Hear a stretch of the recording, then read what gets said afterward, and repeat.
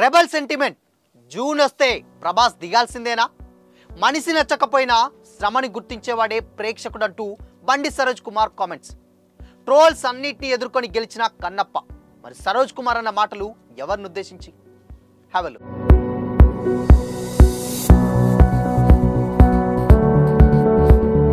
Hi hello, welcome to Disha TV. Rebel star ప్రభాస్కి June నెలతో ప్రత్యేక బాండ్ ఏర్పడినట్లే కనిపిస్తుంది. రెబల్ స్టార్ కృష్ణన్ రాజు నటవారసుడిగా 2002లో ఈశ్వర్ సినిమాతో హీరోగా ఎంట్రీ ఇచ్చాడు ప్రభాస్. ఫస్ట్ సినిమాతోనే ఇండస్ట్రీని ఆకట్టుకున్నటువంటి ఆయన తర్వాత వర్షం, అడవిరాముడు, చక్రం, ఛత్రపతి, యోగి, పౌర్ణమి, మున్నా, బుజ్జిగాడు, బిల్లా, మిస్టర్ పర్ఫెక్ట్, మిర్చి లాంటి సినిమాలతో తనకంటూ ఒక ప్రత్యేకమైనటువంటి ఇమేజ్ని క్రియేట్ చేసుకున్న ప్రభాస్ బాహుబలి 2తో ఎక్కడికో వెళ్ళిపోయాడు.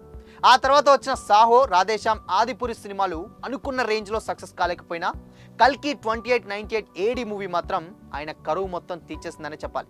వరల్డ్ వైడ్గా 1200 కోట్ల ప్లస్ కలెక్షన్స్ని సాధించిన కల్కి విడుదలై దాదాపు సంవత్సరం పూర్తవుతుంది. అయితే సరిగ్గా అదే రోజు ఆయన నటించినటువంటి కన్నప్ప రిలీజ్ కావడం విశేషం.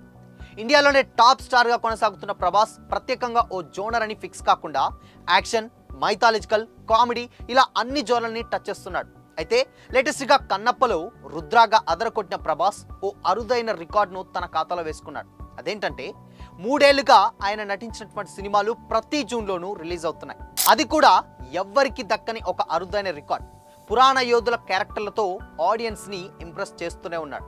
ఆ విశేషాలు ఏంటంటే, ఓం రావత్ డైరెక్షన్లో వచ్చినటువంటి ప్రభాస్ రాముడిగా వచ్చినటువంటి ఆదిపురుష్ మూవీ, ఇందులో సీతగా కృతిక్ సనన్ అండ్ రావణుడిగా సైఫ్ అలీ ఖాన్ నటించారు. బట్ ఈ స్టోరీని ప్రాచీన ఇతిహాసాన్ని అండ్ ఇప్పుడున్నటువంటి టెక్నాలజీని విజువల్ ప్రజెంటేషన్తో మలిచాడు ఓం రావత్. అయితే ఈ సినిమా 2023 జూన్ 16న విడుదలై కొంచెం సక్సెస్ కాలేకపోయింది. బట్ రాముడిగా ప్రభాస్ గెటప్ అదిరిపోయినా టేకింగ్ పరంగా కొంచెం డిసప్పాయింట్ చేసింది. అయితే ఈ మూవీ చూసిన ప్రభాస్ ఫ్యాన్స్ డైరెక్టర్ ఓం రావత్ని దారుణంగా ట్రోల్ చేశారు. 2024 జూన్ 27న రిలీజ్ అయినటువంటి కల్కి 2898 ఏడి మూవీ ప్రభాస్ కెరీర్లోనే అద్భుతమైన మూవీగా నిలిచింది. అండ్ ఇందులో ధైర్యవంతుడిగా బౌంటీ హంటర్గా కనిపించినటువంటి ప్రభాస్ అశ్వత్థామతో పోరాడేటువంటి కొన్ని సీన్స్ ఇప్పటికీ చూసినా కానీ గూస్ బంప్స్ తెప్పిస్తాయి. అయితే క్లైమాక్స్లో మహాభారత కాలానికి చెందినటువంటి పురాతన యోధుడైన కర్ణుడిగా ప్రభాస్ కనిపించడం ప్రేక్షకుల్ని ఇంప్రెస్ ఎప్పటికప్పుడు చేస్తున్నది స్టిల్ ఇప్పటికీ. అయితే ఆ క్యారెక్టరే కల్కి సీక్వెల్లో కూడా చాలా ఇంపార్టెంట్ కానుంది. అయితే లేటెస్ట్గా రిలీజ్ అయినటువంటి కన్నప్పలో కూడా రుద్రాగా ప్రభాస్ నటించారు. కనిపించేది కొద్ది నిమిషాలే అయినా కానీ కన్నప్ప మూవీకి ప్రాణం పోశాడు ప్రభాస్. అయితే ఫస్ట్ హాఫ్ నుంచి కొంచెం చెప్పగానే సాగుతున్నటువంటి సినిమాకి ప్రభాస్ ఎంట్రీ తోటి ఒక ఊపు వచ్చిందని కూడా చూసిన వాళ్ళందరూ కూడా చెప్తున్నారు. అండ్ రుద్ర క్యారెక్టర్లో ప్రభాస్ని తప్ప ఇంకెవ్వరిని కూడా ఊహించుకోలేమని కూడా కామెంట్స్ చేస్తున్నారు. అయితే ఈ మూవీ జూన్ 27న రిలీజ్ అయింది. తెలుగులో ఉన్నటువంటి పెద్ద హీరోలు 2 ఏళ్లకో 3 ఏళ్లకో సినిమాతోటి ప్రేక్షకులను అరలిస్తుంటే ప్రభాస్ మాత్రం సంవత్సరానికి కనీసం ఒక్క సినిమాతోనైనా ఆడియన్స్ని ఇంప్రెస్ చేస్తూనే ఉన్నాడు. అండ్ ఇక ఈ టైంలోనే 2023లో ఆదిపురుష్, 2024లో కల్కి 2898 ఏడివి అండ్ 2025లో కన్నప్ప ద్వారా ప్రభాస్ థియేటర్లో సందడి చేశాడు. అయితే రాముడు, కర్ణుడు, రుద్ర లాంటి పురాణ క్యారెక్టర్ల ద్వారా ప్రతి సంవత్సరం జూన్లోనే ప్రభాస్ ఎంట్రీ ఇస్తున్నాడు. అయితే ఆయన ఫ్యాన్స్ కూడా ఈ విషయం కిక్కిస్తుంది. బట్ ప్రభాస్ నటిస్తున్నటువంటి ది రాజాసాబ్ మాత్రం ఈ సంవత్సరం డిసెంబర్లో 5న రిలీజ్ అవ్వనుంది. ప్రస్తుతం ప్రభాస్ చేతిలో ఫౌజీ అండ్ స్పిరిట్, సలార్ 2, కల్కి 2 ప్రాజెక్టులు ఉన్నాయి. ఇవి కాకుండానే వేరే కథలు కూడా వింటున్నాడు. బట్ ఇందులో ఏదో ఒకటి డెఫినెట్గా ఫౌజీ నెక్స్ట్ జూన్కి వచ్చేటటువంటి ఛాన్సెస్ కూడా లేకపోలేదు.